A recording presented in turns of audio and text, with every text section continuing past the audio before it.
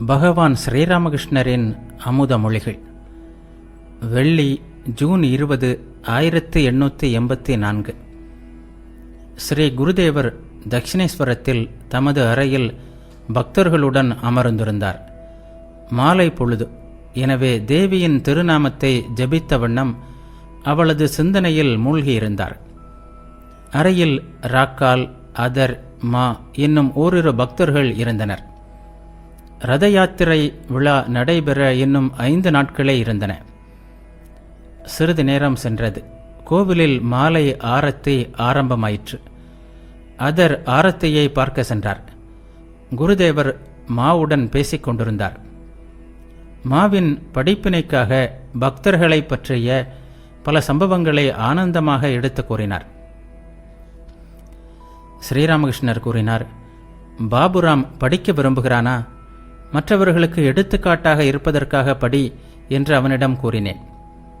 சீதையை மீட்ட பின்னர் அரசனாக முடிசூட்டிக் கொள்ள விபீஷணன் சம்மதிக்கவில்லை. அப்போது ராமர் அவனிடம், மூடர்கள் புரிந்து கொள்வதற்காகவாவது நீ முடிசூட்டிக்கொள், இல்லாவிட்டால் ராமருக்கு சேவை செய்து விபீஷணன் என்ன லாபத்தை கண்டான் என்று அவர்கள் சொல்வார்கள். உனக்கு அரசு கிடைத்ததைக் கண்டால் மகிழ்ச்சி அடைவார்கள் என்று கூறினார். உனக்கு ஒன்று சொல்கிறேன். பாபுராம், பவநாத், ஹரிஷ் இவர்களிடம் பெண் இயல்பு இருப்பதை நான் அன்று கண்டேன்.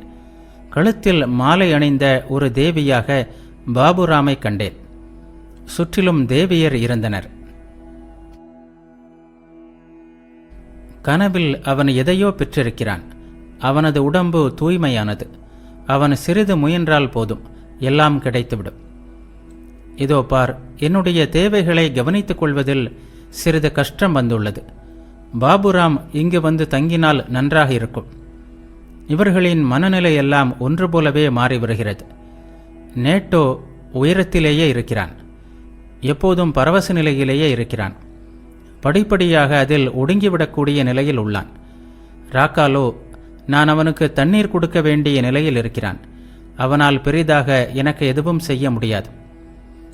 பாபுராம், நிரஞ்சன் இவர்களை தவிர வேறு எந்த இளைஞர்கள் இருக்கிறார்கள்? வேறு யாராவது வந்தால் உபதேசம் பெறுகிறார்கள், நடையை கட்டிவிடுகிறார்கள். ஆனால் பாபுராம் எல்லாவற்றையும் தூக்கி எறிந்துவிட்டு வரவேண்டும் என்று சொல்லவில்லை. அதனால் வீட்டில் குழப்பம் நேரலாம். சிரித்தவாறே, வந்துவிடேன் என்று அவனிடம் சொன்னால் அதற்கு அவன், நீங்கள் இழுத்துக் கொள்ளுங்கள் என்கிறான். ராக்காலை பார்த்து அழுகிறான். ராக்கால் இங்கே எவ்வளவு ஆனந்தமாக இருக்கிறான் என்று கூறுகிறான். ராக்கால் இந்த வீட்டு பையனைப் போல் இங்கேயே உள்ளான். அவன் இனி உலகியல் வாழ்வில் பற்றுக்கொள்ள மாட்டான் என்பது தெரியும். அவையெல்லாம் சுவையற்று போய்விட்டன என்கிறான். அவனுடைய மனைவி இங்கு வந்திருந்தாள்.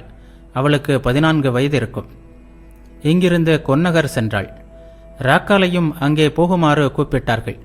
ஆனால் அவன் போகவில்லை. சிரிப்பும் கும்மாளமும் எல்லாம் எனக்கு பிடிக்கவில்லை என்கிறான். நிரஞ்சனை பற்றி நீ என்ன நினைக்கிறாய் என்று கேட்டார். மா கூறினார், அழகான முகம். ஸ்ரீராமகிருஷ்ணர் கூறினார், அவனது முகத்தை பற்றி கேட்கவில்லை. அவன் எளிய சுபாவம் கொண்டவன். எளிய மனம் கொண்டிருந்தால் இறைவனை எளிதில் அடைய முடியும். உபதேசம் எளியவனிடம் விரைவில் பயன் தருகிறது. கற்கள் இல்லாமல் பண்படுத்தப்பட்ட நிலத்தில் விதை விதைத்தால் விரைவில் முளை வருகிறது, விரைவில் பலன் கிடைக்கிறது. நிரஞ்சன் திருமணம் செய்து கொள்ள மாட்டான். நீ என்ன நினைக்கிறாய்? காமினி காஞ்சனம்தானே மனிதனை பந்தத்திற்கு உள்ளாக்குகிறது. மா கூறினார், ஆம் சுவாமி. ஸ்ரீராமகிருஷ்ணர் கூறினார், வெற்றிலையையும் புகையிலையையும் விட்டுவிடுவதால் என்ன நடந்துவிடும்? காமினி காஞ்சன துறவே துறவு. நிரஞ்சன் வேலை ஏற்றுக்கொண்டாலும் அவனை எந்த குற்றமும் தீண்டாது என்பதை பரவச நிலையில் கண்டேன். அவன் தன் தாய்க்காக வேலை செய்கிறான். அதில் தவறு இல்லை. நீ செய்யும் வேலையிலும் குற்றமில்லை. அது நல்ல வேலை. குமாஸ்தா ஒருவன் ஜெயிலுக்கு போனான். அவனை சிறையில் அடைத்தார்கள். விலங்கு மாட்டினார்கள். சிறிது காலத்திற்கு பிறகு அவனை விடுதலை செய்தார்கள். வெளியே வந்த அவன் என்ன தை தை என்று குதித்து கொண்டா தெரிவான்? மறுபடியும் குமாஸ்தா வேலையை செய்வான். உனக்கு பணம் சம்பாதிப்பதில் விருப்பமில்லை. ஆனால் மனைவி மக்களுக்கு உணவு உடை அளிக்க வேண்டும். இல்லாவிட்டால் அவர்கள் எங்கே போவார்கள்? மா கூறினார், வேறு யாராவது அவர்கள் பொறுப்பை ஏற்றால் நான் வேலையை விட்டுவிடலாம். ஸ்ரீராமகிருஷ்ணர் கூறினார், அது சரி, ஆனால் இப்போது இதையும் செய், அதையும் செய். எல்லாவற்றையும் துறக்க முடிவது என்பது ஒரு பாக்கியம் என்றார் மா. ஸ்ரீராமகிருஷ்ணர் கூறினார், அது உண்மைதான். ஆனால் அது அவனவன் சம்ஸ்காரங்களை பொறுத்திருக்கிறது. உனக்கு இன்னும் சில கர்மங்கள் பாக்கி இருக்கிறது. அவையும் தீர்ந்துவிட்டால் நீ அமைதியாக இருக்கலாம், நீ விடுபடலாம். மருத்துவமனையில் பெயரை பதிவு செய்துவிட்டால் எளிதில் விடமாட்டார்கள். நோய் முற்றிலும் குணமானால்தான் வெளியே வர முடியும். இங்கே வருகின்ற பக்தர்களை 2 பிரிவாக பிரிக்கலாம். ஒரு பிரிவினர், எம்பெருமானே என்னை கடைத்தேற்று என்கிறார்கள். மற்றொரு பிரிவினர் அந்தரங்க பிரிவினர். இவர்கள் இப்படி பேசுவதில்லை. இவர்கள் 2 விஷயங்களை புரிந்து கொண்டாலே போதும். முதலில் நான் யார், அவர்கள் யார், அவர்களுக்கும் எனக்கும் உள்ள உறவு என்ன. நீ இந்த 2வது பிரிவை சேர்ந்தவன். இல்லாவிட்டால் இவ்வளவு தூரம் நெருங்கி பழக முடியாது. பவநாத், பாபுராம் இவர்கள் பெண்மை இயல்பினர். ஹரிஷ் பெண்களின் துணியை உடுத்திக் கொண்டு தூங்குகிறான். இந்த பாவனை தனக்கு பிடித்திருப்பதாக பாபுராம் சொல்கிறான். இதில் நான் நினைத்தது சரியாக போய்விட்டது. பவநாத்தும் அப்படித்தான். ஆனால் நரேந்திரன், ராக்கால், நிரஞ்சன் இவர்கள் ஆண்மை நிறைந்தவர்கள். அது போகட்டும். கை பிசகிவிட்டதே, இதற்கு என்ன பொருள்? முன்பு ஒருமுறை பரவச நிலையில் பல் உடைந்தது. இந்த முறை பரவச நிலையில் கை பிசகி இருக்கிறது. மா மௌனமாக இருந்ததை பார்த்து குருதேவரே கூறினார், அகங்காரத்தை அடியோடு அழைப்பதற்காகத்தான் கை பிசகியது. இப்போது இதனுள் நான் என்பதை தேடினாலும் கிடைக்காது. தேடி தேடி பார்க்கிறேன். அங்கே இறைவன் வீற்றிருக்கிறார். அதைத்தான் காண்கிறேன். அகங்காரம் அடியோடு அகலாவிட்டால் இறைவனை அடைவது என்ற பேச்சிற்கே இடமில்லை. சாதக பறவையை பார். அதன் கூடு தரையில். ஆனால் எவ்வளவு உயரத்தில் பறக்கிறது. நான் மீன் சாப்பிடுவதால் தான் எனக்கு சித்திகள் கிடைக்கவில்லை என்று கேப்டன் கூறுகிறார். எங்கே இந்த சக்திகள் வந்து குதித்து விடுமோ என்ற பயத்தினால் சில வேளைகளில் நான் நடுங்கி போகிறேன். இந்த இடம் ஓர் ஆஸ்பத்திரியாக ஆகிவிடும். மக்கள் வந்து எனது நோயை குணப்படுத்துங்கள் என்று கேட்க ஆரம்பித்து விடுவார்கள். சித்திகள் வருவது நல்லதா? மா கூறினார், இல்லை சுவாமி. 8 சித்திகளில் ஒன்று இருந்தாலும் இறைவனை பெற முடியாது என்று நீங்களே சொல்வீர்களே. ஸ்ரீராமகிருஷ்ணர் கூறினார், நன்றாக சொன்னாய். அற்ப புத்தி உடையவர்கள்தான் சித்திகளை நாடுவார்கள்.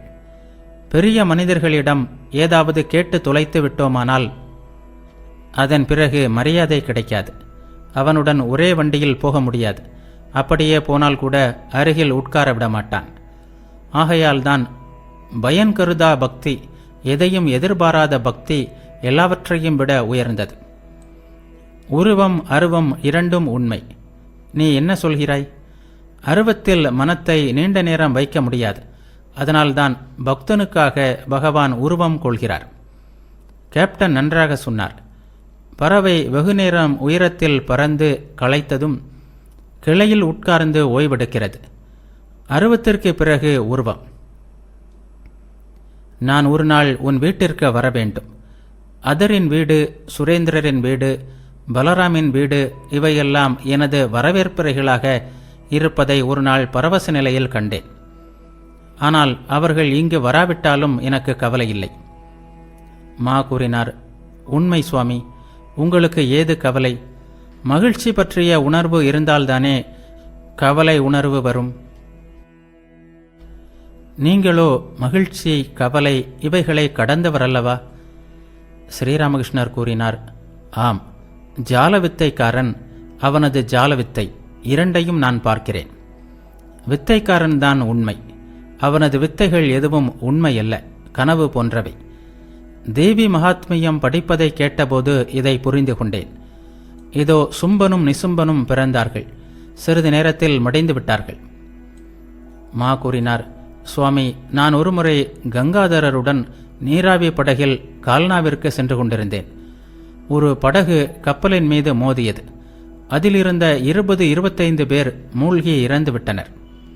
நுரையைப் போல் அவர்கள் எல்லோரும் தண்ணீரில் மூழ்கி மறைந்தார்கள். உங்களை ஒன்று கேட்க வேண்டும். இந்த உலகை ஜாலவித்தையாக காண்பவனிடம் தயை இருக்குமா?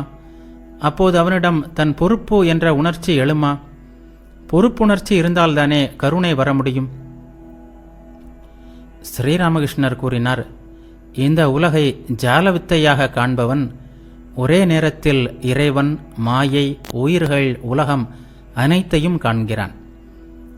மாயை, உயிர்கள், உலகம் எல்லாம் உள்ளன. அதே வேளையில் இல்லை என்பதையும் அவன் காண்கிறான். நான் இருக்கும் வரை பிறரும் இருக்கிறார்கள். ஞான வாளினால் வெட்டிய பிறகு எதுவும் இல்லை.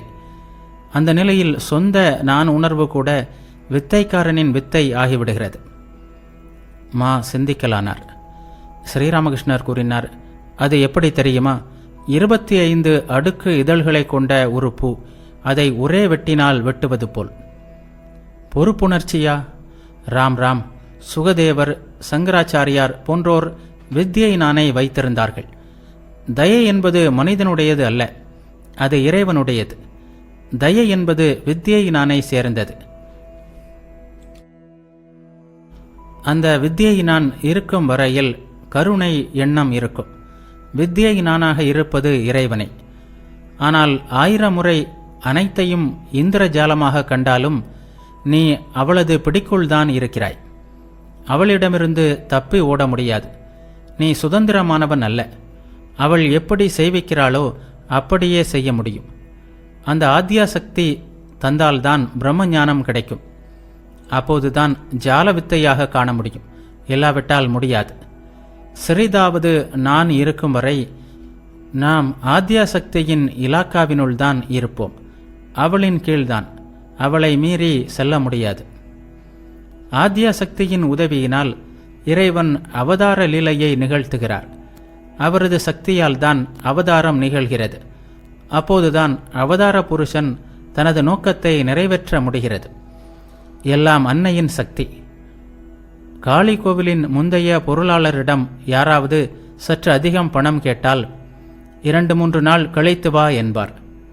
அவர் எஜமானை கேட்க வேண்டும். கலியுகத்தின் இறுதியில் கல்கி அவதாரம் நிகழும். பிராமண குலத்தில் அவர் பிறப்பார். அவரையும் அறியாமல் அவரிடம் திடீரென்று குதிரையும் வாளும் வந்து சேரும். அதர் கோவிலில் ஆரத்தியை தரிசித்துவிட்டு திரும்பி வந்து உட்கார்ந்தார். புவன மோகினி என்ற நர்ஸ் அவ்வப்போது குருதேவரை தரிசிக்க வருவாள். எல்லோரும் கொண்டு வருவதை குருதேவரால் சாப்பிட முடிவதில்லை.